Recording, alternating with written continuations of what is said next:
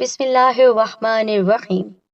तमाम तारीफ़ें अल्लाह रब्बुल इज़्ज़त की बाबरकत ज़ात पर और बेशुमार दुरूद व सलाम हमारे नबी मोहम्मद मुस्तफ़ा सल्लल्लाहु अलैहि वालैहि वसल्लम, उनकी अज़वाज मुताहिरात, उनकी आल और सहाबाए कराम पर। साथियों, अस्सलामुअलैकुम वरहमतुल्लाहि वबरकातुहू। दिल की गहराइयों से खुशामदीद कहते हैं आप सबको अपने चैनल सैयदीन कॉर्नर पर। मेरे बहनों और भाइयों, अल्लाह ताला ने अपने मुबारक नामों में वो तासीर रखी है कि इन नामों का वास्ता देकर जो भी दुआ मांगी जाए कबूल होती है। और जुम्मतुल मुबारक का दिन तो दुआओं की कबूलियत के लिए बेहतरीन दिन है। तो आप समझ गए होंगे कि जुम्मतुल मुबारक का ये अमल है और पढ़ना है आपको अल्लाह ताला का मुबारक नाम।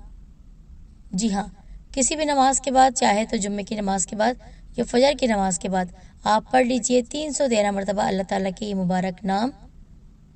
इंशाअल्लाह किसी भी किस्म की परेशानी होगी दूर होगी, चाहे रिश्तों के हवाले से है, चाहे सुकून चाहते हैं, करार चाहते हैं, तरक्की चाहते हैं, नौकरी चाहते हैं, गर्ज जुमला परेशानियों के लिए ये अक्सर अमल है।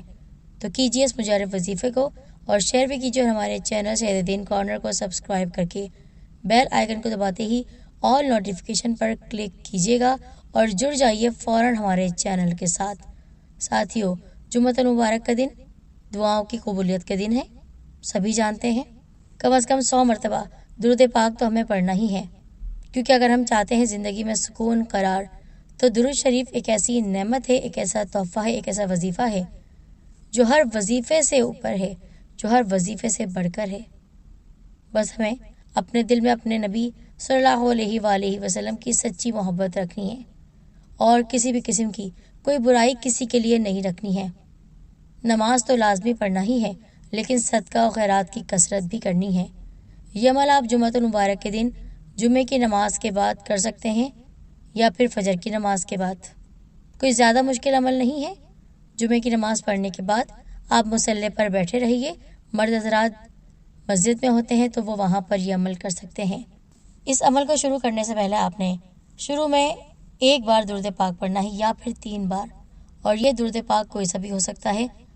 बेशुमार बार हमने अपने चैनल पर दुरूद पाक बताए हैं, कोई से भी दुरूद पाक आप पढ़ लीजिए, लेकिन मुनासिब यही है कि दुरूद इब्राहिमी पढ़ें। पर यह बात मैं जबरन नहीं कह रही हूँ कि आपको लाजमी पढ़ना है दुरूद इब्राहिमी। आप कोई से भी दुरूद पाक पढ़ सकते हैं। 3 बार पढ़ लीजिए, 1 बार पढ़ लीजिए, 5 बार पढ़ लीजिए, या 7 या 11 बार।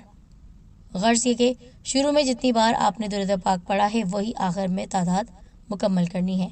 अब आपको 3 बार फ़र्ज़ करें दुरूद पाक आपने पढ़ा, तो उसके बाद आप पढ़ेंगे 313 मरतबा 313 टाइम्स ये तस्बीह, या मालिकुल कुद्दूस, या मालिकुल कुद्दूस, या मालिकुल कुद्दूस, 313 मरतबा।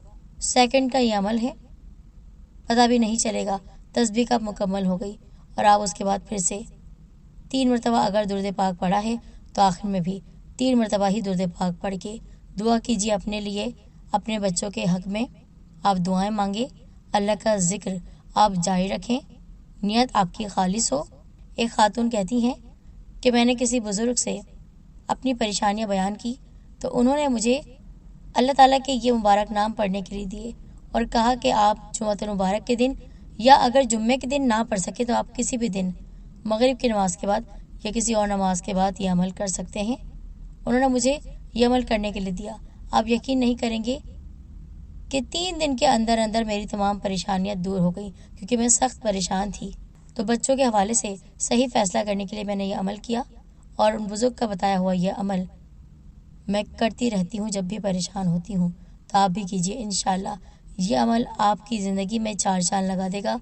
कोशिश करें कि ये अमल उस वक्त तक करें जब तक आपकी परेशानी दूर ना हो जाए।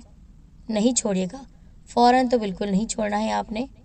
चाहे तो आप 7 दिन करें या फिर 21 दिन इस अमल को मुकम्मल करें।